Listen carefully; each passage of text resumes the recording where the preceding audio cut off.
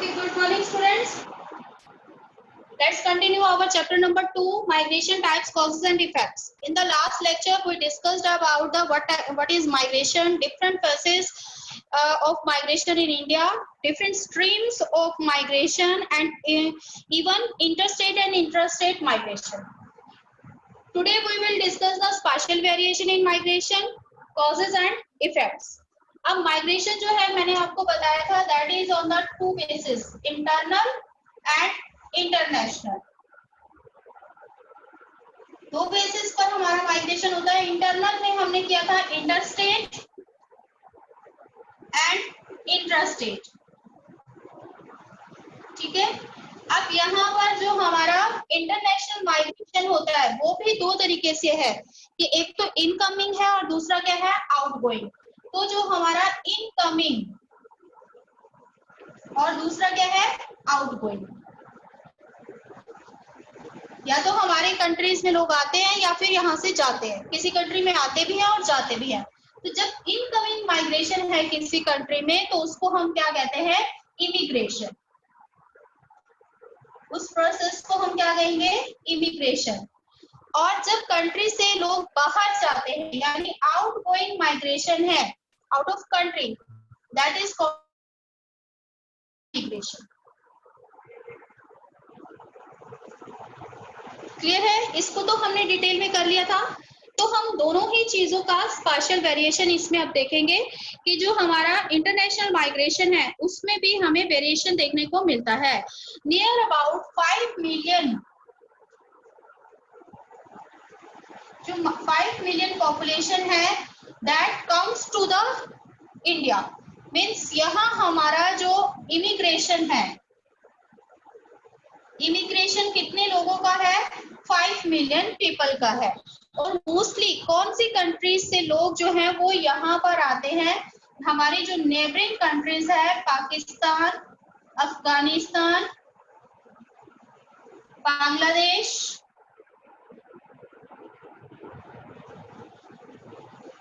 इन सभी कंट्रीज से इंडिया में क्या होता है, इमिग्रेशन होता है। इवन फ्रॉम नेपाल, और कुछ जो इमिग्रेशन है वो किसकी फॉर्म में होता है, रिफ्यूजीज के फॉर्म में भी होता है।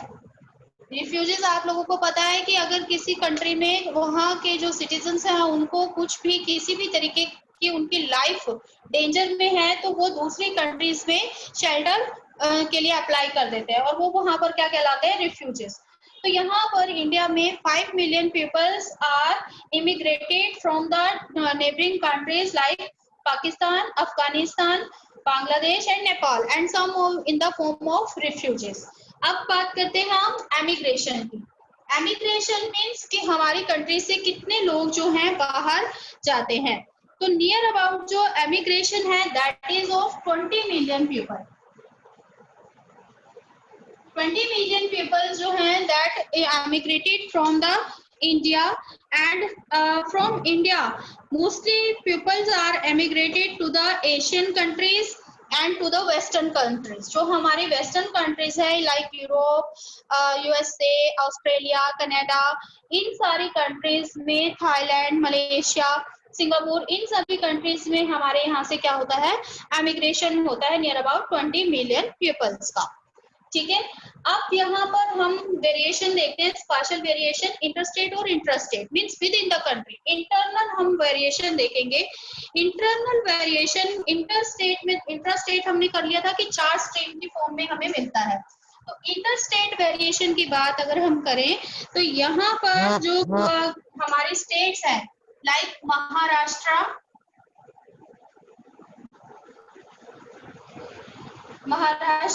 पंजाब,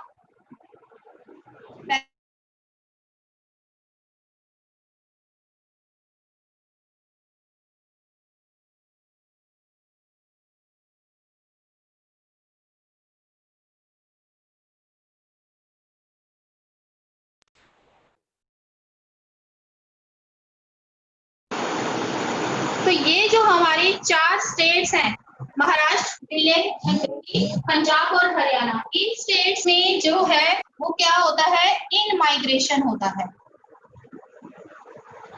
मीन्स दूसरी स्टेट से लोग आकर यहाँ पर बसते हैं। और जो आउट माइग्रेटेड स्टेट्स हैं, आउट माइग्रेटेड जो स्टेट्स हैं उनमें हमारी इंक्लूडेड हैं mostly UP and Bihar, Himachal Pradesh, Uttarakhand, ये हमारी क्या है, आउट माइग्रेटेड स्टेट्स हैं जहां से लोग जो हैं माइग्रेट करते हैं। तो यहाँ पर जो दिल्ली, गुजरात, हरियाणा, पंजाब, महाराष्ट्र, ये जो है हमारी मेन जो है माइग्रेंट्स रिसीव करती हैं। महाराष्ट्र फर्स्ट नंबर पे है, उसके बाद दिल्ली, पंजाब और हरियाणा। तो ये हमारी इन माइग्रेंट्स को रिसीव करने वाली मेन स्टेट्स हैं। अब ये जो माइग्रेशन है, चाहे वो इंटरनेशनल बेसिस पर है चाहे वो इंटरनल बेसिस पर है, दोनों ही तरीके का जो माइग्रेशन है उसके पीछे कॉजेस क्या है। नेक्स्ट टाइप हमने यहाँ टाइप्स क्लियर कर लिया। नेक्स्ट हमारा क्वेश्चन है कॉजेस।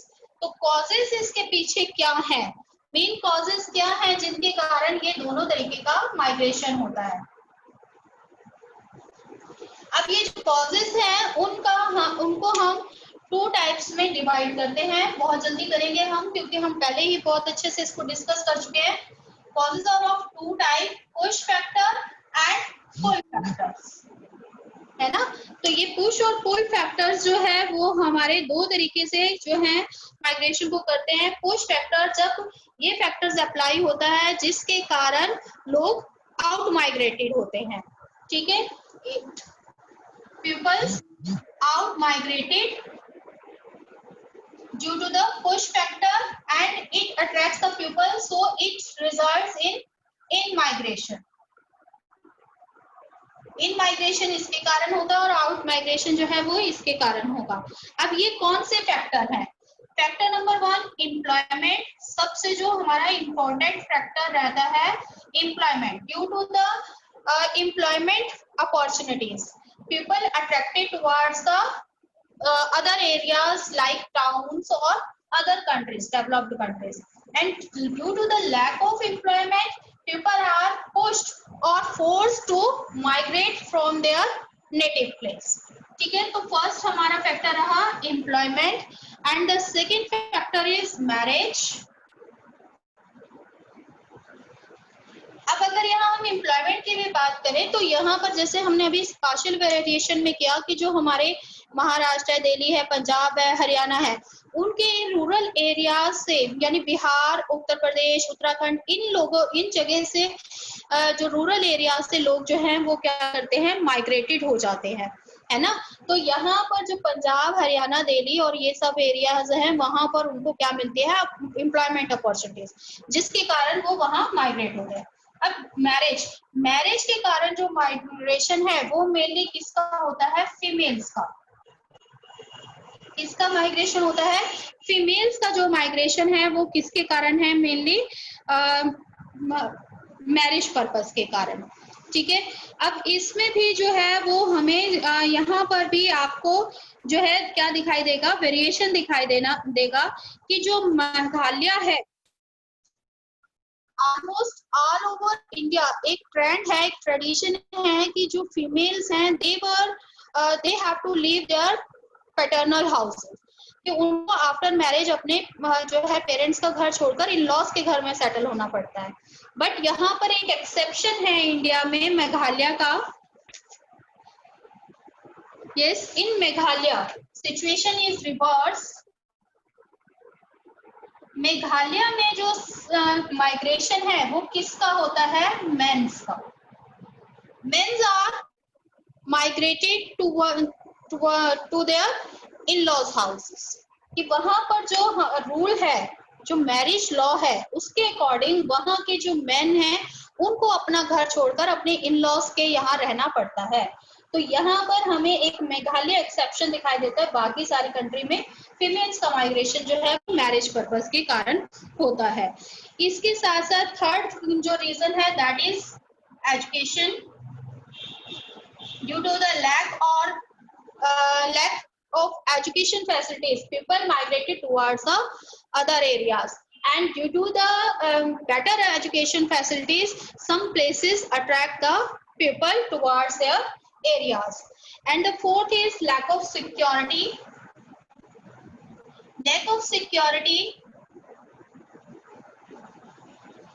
अब लैक ऑफ सिक्योरिटी जैसे J&K है, या फिर अर्लियर हम पंजाब की बात करें जहां पर टेररिज्म था, तो लोग क्या करते थे, पंजाब एरिया को छोड़कर दूसरी जगह रहना शुरू कर दिया उन्होंने आकर। तो वहां पर क्या था, क्योंकि वहां पर सिक्योरिटी नहीं थी, लोगों की सेफ्टी नहीं थी, इसलिए लोग जो है वो अपना प्लेस छोड़कर दूसरी जगह पर रहना शुरू कर दिया। ठीक है, ऐसे ही ये चीज J&K में हम देख सकते हैं। तो लैक ऑफ सिक्योरिटी के कारण भी लोग जो हैं वो क्या करते हैं, माइग्रेट होते हैं from one place to another place. ये तो हुए कुछ जो हैं जो मैन फैक्टर्स हम जिसको कह सकते हैं, मैनुअल फैक्टर्स हैं जिनके कारण माइग्रेशन होता है। कुछ जो है नेचुरल फैक्टर्स के कारण भी माइग्रेशन होता है, जैसे कि कोई सुनामी आ गया, अर्थक्वेक्स आ गया, फ्लड्स आ गए, ठीक है, वोल्केनोज आ गए, तो उसके कारण भी लोग अपना एरिया छोड़कर they are forced to live. चलिए बेटा, आप लोगों ने अगर पॉइंट्स नोट डाउन नहीं किए हो तो हम दोबारा से मैं एक बार पॉइंट्स लिख देती हूँ। कॉजेस क्या थे हमारे? फर्स्ट था employment, second was marriage, third was educational, and fourth is lack of security, and some other reasons like natural reasons, volcanoes,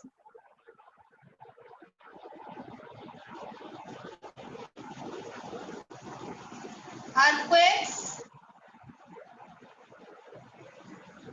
floods, tsunami,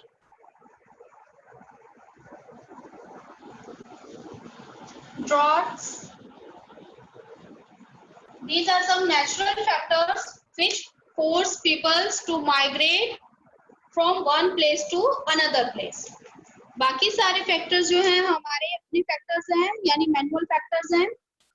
कुछ जो है कुछ शॉर्ट टर्म के लिए भी जो है माइग्रेशन होता है, जैसे कि रिक्रिएशनल माइग्रेशन है, हेल्थ माइग्रेशन है। ठीक है, तो ये रिक्रिएशनल मीन्स कि जब हम छुट्टियां मनाने के लिए चले जाते हैं तो वो हमारा शॉर्ट टाइम के लिए है, तो ये हमारे शॉर्ट पीरियड के लिए है। रिक्रिएशनल हो गया, हेल्थ फैसिलिटीज हो गई, हम अपने इलाज के लिए कहीं पर चले जाते हैं, तो ये चाहे हमारा विद इन कंट्री हो या फिर आउट ऑफ कंट्री, तो ये जो है हमारे कहते हैं शॉर्ट टर्म के माइग्रेशन है। इसके बाद आता है हमारा जो कॉन्सिक्वेंसेस। अब कॉन्सिक्वेंसेस की जब ये माइग्रेशन होता है तो उसका क्या इफेक्ट होता है, किस तरीके के जो प्रॉब्लम्स हैं या बेनिफिट्स हैं किसी कंट्री को फेस करने पड़ते हैं ड्यू टू द माइग्रेशन। तो हम नेक्स्ट कंसेप्ट आता है कॉन्सिक्वेंसेस, क्या इसका प्रभाव रहता है माइग्रेशन का। तो कॉन्सिक्वेंसेस में अगर हम देखें तो ये माइग्रेशन जो है, जब लोग एक जगह से दूसरी जगह पर माइग्रेट होते हैं, क्योंकि उनको क्या मिलती है वहां पर डिफरेंट अपॉर्चुनिटीज है, चाहे वो हेल्थ की है, एजुकेशन की है या इकोनॉमिक अपॉर्चुनिटीज है, तो लोग जो हैं वो हायर अपॉर्चुनिटीज के लिए क्या करते हैं, दूसरी जगह माइग्रेट करते हैं। जब ये माइग्रेशन होता है तो उससे वेरिएशन किस में आता है, डिस्ट्रीब्यूशन ऑफ पॉपुलेशन में। तो इससे हमें क्या मिलेगा, इससे डिस्ट्रीब्यूशन ऑफ पॉपुलेशन में वेरिएशन आता है। पॉपुलेशन वाइज तो जो वेरिएशन है वो तो है ही है, इसके साथ साथ ये हमारा पॉजिटिव एंड नेगेटिव दोनों ही तरीके के जो है इससे हमें इम्पैक्ट देखने को मिलते हैं, यानी इसके कुछ बेनिफिट्स भी हैं माइग्रेशन के और कुछ जो है लॉसेस भी हैं। दोनों ही तरीके के हमें इसके कॉन्सिक्वेंसेस देखने को मिलते हैं। अब इन कॉन्सिक्वेंसेस को हम डिफरेंट कैटेगरीज में डिवाइड कर सकते हैं। इनमें सबसे पहले आता है हमारा इकोनॉमिक कॉन्सिक्वेंसेस,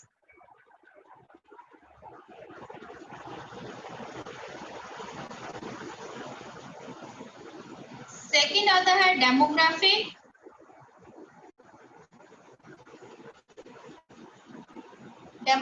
कॉन्सिक्वेंसेस, नेक्स्ट है social consequences, social consequences, and next is environmental.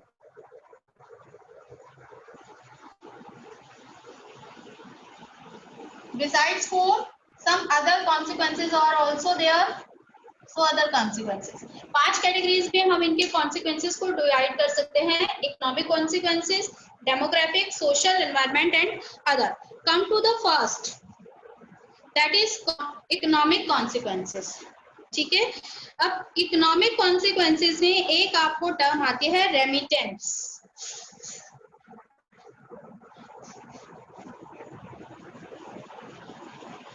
अब रेमिटेंस क्या होता है, इसका एग्जांपल मैं आपको देती हूँ पहले इंडिया का. सपोज कि जहां पर जितना भी रिक्शा पुलिंग काम होता है या लेबर का काम होता है हमारे एरियाज पे, पंजाब, हरियाणा, चाहे दिल्ली, इन एरियाज में जितना ये वर्क होता है, ये वर्क करने वाले लोग कौन होते हैं, या फिर आपके जो वॉचमैन हैं, ये ज्यादातर कौन कहाँ से आए हुए हैं? आपको पता है ना कहाँ से ज्यादातर ये लोग आते हैं? बिहार जैसे एरिया से, नेपाल से वॉचमैन आते हैं. तो बिहार जैसे एरिया से लोग यहाँ पर आकर ये काम करते हैं. उनका मेन पर्पस क्या है? Job opportunities. जॉब अपॉर्चुनिटीज के कारण वो क्या करते हैं? दूसरे एरिया में रहते हैं जाकर. अब उनकी फैमिली जो है वो उनके नेटिव प्लेस पर है, तो वो जहां पर वर्क करते हैं वहां से अर्निंग करके अपनी फैमिलीज को भेजते हैं. तो ये जो अर्निंग जो उन्होंने कहीं और पर की, किसी और प्लेस पर की और भेज रहे हैं अपने सोर्स एरिया में, तो उसे हम क्या कहेंगे? रेमिटेंस. ऐसे ही ये जो रेमिटेंस है वो ये जो सोर्स एरिया है वो रिसीव करते हैं. ठीक है. अब जैसे कि यहाँ पर इंटरनेशनल लेवल पर भी हम इसको रिसीव करते हैं. लोग जो है जॉब अपॉर्चुनिटीज या वर्किंग अपॉर्चुनिटीज के लिए आउट ऑफ कंट्री माइग्रेट करते हैं. जो डेवलप्ड कंट्रीज हैं वहां पर वो लोग जाते हैं, वहां पर अर्निंग करते हैं. अर्निंग करने के बाद वो यहाँ पर भेजते हैं, पैसा जो है अपनी फैमिली को भेजते हैं डिफरेंट पर्पसेस के लिए, चाहे उनको अपने रेंट जो है देने हैं, चाहे मैरिज में लगाते हैं वो लोग, या फिर अपने हाउसेस बनाते हैं, व्हाटएवर उनको कोई भी पर्पस उससे सॉल्व होता है. तो वहां पर यूएसए और कनाडा वाले लोग जो हैं जहां पर रह रहे हैं यहाँ के लोग, जैसी कंट्रीज में, बाहर की कंट्रीज में रह रहे हैं, तो वो क्या करेंगे? जो मनी है वो अपनी कंट्री में भेजेंगे अपनी फैमिलीज को, तो हम क्या कहते हैं? रेमिटेंस. अब इस रेमिटेंस से क्या रिसीव होता है? Foreign exchange. अब वहां से जो पैसा आएगा वो वहां की करेंसी की फॉर्म में आएगा. ठीक है. यूएसए से कनाडा से कोई भेज रहा है तो डॉलर्स आएंगे. तो यहाँ पर रेमिटेंस से एक ह्यूज क्वांटिटी जो है वो कंट्री रिसीव करती है इन the form of foreign exchange, in the form of remittance. तो अगर हम देखें 2002 के अकॉर्डिंग 11 बिलियन जो यूएस डॉलर है वो क्या किया गया है? रिसीव किया गया है as a remittance in India as per 2002. 11 billion dollars जो है वो इंडिया में आए ड्यू टू द रेमिटेंस. तो इससे क्या होगा कि एक कंट्री को फॉरेन एक्सचेंज मिलेगा. फॉरेन एक्सचेंज मिलेगा तो वो ट्रेड में हेल्प करेगा, और इस तरीके से हमारी जो है इकोनॉमिक प्रॉस्पेरिटी क्या हो जाएगी? इंक्रीज हो जाएगी. तो माइग्रेशन का जो इकोनॉमिक कॉन्सिक्वेंसेस है वो क्या हो जाता है? बढ़ जाता है. लेकिन अगर हम इसी चीज को देखें तो जैसे कि जो हमारे इंटरनल, मैंने अभी आपको बताया कि उत्तर प्रदेश, मध्य प्रदेश, बिहार, नेपाल, इन जगह से जो लोग हैं वो आते हैं हमारे यहाँ के डेवलप्ड स्टेज में. तो डेवलप्ड स्टेज में आकर वो रूरल एरिया में वर्क कर रहे हैं. रूरल एरिया में वर्क कर रहे हैं तो इससे क्या होगा? पंजाब, हरियाणा, इन जगह पर जो एग्रीकल्चर प्रॉस्पेरिटी हुई, ग्रीन रेवोल्यूशन आया, वो किसके कारण आया? इन लेबर्स की वजह से. ठीक है. ये लेबर्स ने पॉसिबल किया ग्रीन रेवोल्यूशन को. लेकिन इसके साथ साथ ही इसका एक नेगेटिव इम्पैक्ट हमें देखने को मिलता है जो हमारे अर्बन एग्लोमरेशन है, यानी कि दिल्ली है, मुंबई है, वहां पर जब लोग जॉब अपॉर्चुनिटीज के लिए जाते हैं तो वहां पर क्या होगा? लैक ऑफ एम्प्लॉयमेंट के कारण इकोनॉमिकली वहां पर क्या आ जाएंगी? प्रॉब्लम्स आ जाएंगी. तो इस तरीके से जो है वो हमें इकोनॉमिक कॉन्सिक्वेंसेस पॉजिटिवली और नेगेटिवली दोनों तरह देखने को मिलते हैं। Come to the next one, demographic consequences. Demographic means population. अब पॉपुलेशन में जो कॉन्सिक्वेंसेस हैं वो उसमें हमें दो तरीके से जो है इसमें इफेक्ट देखने को मिलता है। एक तो हमारा जो है डिस्ट्रीब्यूशन ऑफ पॉपुलेशन वो अनइवन हो जाता है। एक जो हमारा यहाँ का लेस डेवलप्ड एरिया है वहां से वेल डेवलप्ड एरिया में लोग माइग्रेट कर गए, तो जो भी हमारे वेल डेवलप्ड एरिया है उनमें पॉपुलेशन साइज क्या हो जाता है, increase. That's why towns have huge population rather than rural areas. तो यहाँ पर डिस्ट्रीब्यूशन ऑफ पॉपुलेशन क्या हो जाता है, इससे अनइवन हो जाता है। दूसरी चीज की जो सेक्स कॉम्पोजिशन है, सेक्स कॉम्पोजिशन भी इससे क्या हो जाती है, चेंज हो जाती है। अब जितने भी रूरल एरियाज है वहां से मोस्टली मेल्स का माइग्रेशन होता है ड्यू टू द जॉब और एजुकेशन फैसिलिटीज। अब मेल्स जो है वो अर्बन एरिया में चले गए, पीछे रूरल एरियाज में कौन रह गई, फीमेल्स रह गई।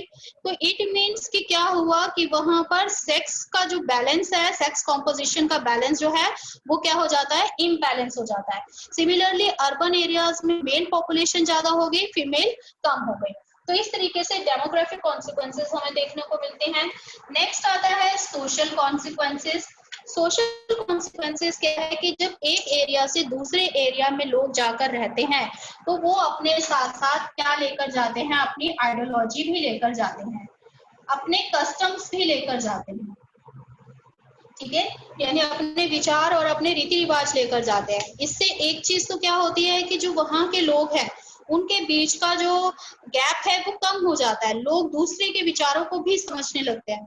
अब अर्बन एरिया से कोई पर्सन विलेज में गया, अब अर्बन एरिया में उन्होंने देखा कि जो यहाँ पर बॉयज और गर्ल्स में जो है डिफरेंस नहीं किया जाता, गर्ल्स भी जो है प्रॉपर स्कूल्स जाती हैं, कॉलेजेस जाती हैं। अब ये आइडियोलॉजी को लेकर रूरल एरिया में गया, उसने रूरल लोगों को भी समझाना शुरू किया।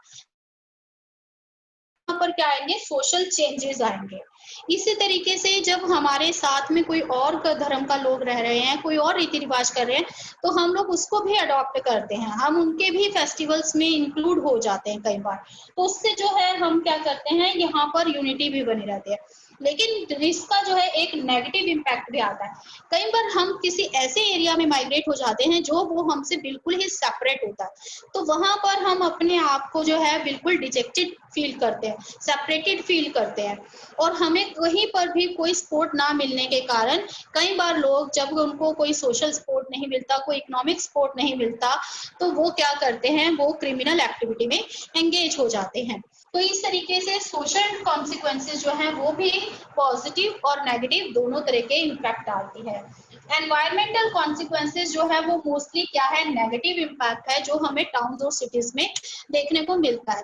टाउन्स और सिटीज में लिमिटेड स्पेस है, लेकिन जो लोग हैं वो ह्यूज क्वांटिटी में वहां पर माइग्रेट हो जाते हैं, जिससे वहां पर किस तरीके की जो प्रॉब्लम्स आएगी, हैबिटेट्स की प्रॉब्लम आएगी, सैनिटेशन की प्रॉब्लम्स आएगी, प्योर वाटर की प्रॉब्लम आएगी, सैनिटेशन की प्रॉब्लम है। तो ये सारी चीजें जो हैं वो क्या होती हैं, वहां के एनवायरनमेंट को पोल्यूट कर देती है। ओवर जो है वहां पर क्राउडेड एरिया हो जाता है, और जिससे वहां पर क्या होगा, गार्बेज इकट्ठा होगा, प्रॉपर सैनिटेशन या सीवरेज ना होने के कारण जो है वो जो है एनवायरमेंटल पॉल्यूशन करेगा, एयर पॉल्यूशन होगा, नॉइज पॉल्यूशन होगा। तो different type of environmental problems occur due to the migration in towns and cities. Next आता है आपका लास्टली अदर। अदर्स में अगर हम देखें तो अदर में जितने भी हमारे स्किल्ड पीपल हैं, स्किल्ड मैरिज जो है, सबसे पहले हमने कहा कि मैरिज जो है वो वुमेन्स का एक फैक्टर रहता है माइग्रेशन का। तो रूरल एरियाज में जो है वो जो मेल हैं वो क्या कर देते हैं, अर्बन एरियाज में माइग्रेट हो जाते हैं। अब पीछे कौन रह गया, वुमेन्स। अब वुमेन्स जो है, हमने एक तो किया था सेक्स कॉम्पोजिशन में इससे डिफरेंस आता है, दूसरा क्या इससे फर्क पड़ता है कि जब मेंस जो है माइग्रेट हो गए, पीछे वुमेन्स रह गए, तो पीछे जो फैमिली को सपोर्ट करना है, फैमिली की केयर करना है, या जितना भी वर्क करना है, वो सारा बर्डन किस पर आ जाता है, वुमेन्स पर। तो वो फिजिकली और मेंटली क्या हो जाती हैं, स्ट्रेस में आ जाती हैं। एक तो ये अगर रीजन रहा। सेकेंड जो है कि जो रेमिटेंस है उसका बेनिफिट जो है वो हमें सोर्स रीजन को तो मिलता है, लेकिन इससे हमें एक्सचेंज तो मिल रहा है, चाहे विद इन कंट्री या आउट ऑफ कंट्री, बट इसके साथ साथ हमारे ह्यूमन रिसोर्सेज का लॉस हो रहा है कि जो हमारे पीपल हैं वो क्या चले जाते हैं, आउट ऑफ कंट्री चले जाते हैं। तो जब स्किल्ड पीपल यहाँ नहीं रहेंगे, बाहर जाएंगे, तो यहाँ की इकोनॉमिकली जो डेवलपमेंट है वो कैसे होगी, है ना। अगर अच्छे अच्छे साइंटिस्ट, डॉक्टर्स, इंजीनियर्स दूसरे देशों में जाकर काम करेंगे, नो डाउट वहां से फॉरेन एक्सचेंज आ सकता है, बट हमारे यहाँ पर इकोनॉमिक डेवलपमेंट कैसे होगा। तो ये भी जो है माइग्रेशन का जो है एक नेगेटिव इम्पैक्ट जो है रहता है। तो ये जो चैप्टर हमारा यहाँ पर ही कंप्लीट होता है, types, causes and effects of migration. If you have any doubt, you can ask me. Find out the MCQs as much as you can from the chapter. एक चीज मैं आपको बता रही हूँ बेटा कि आप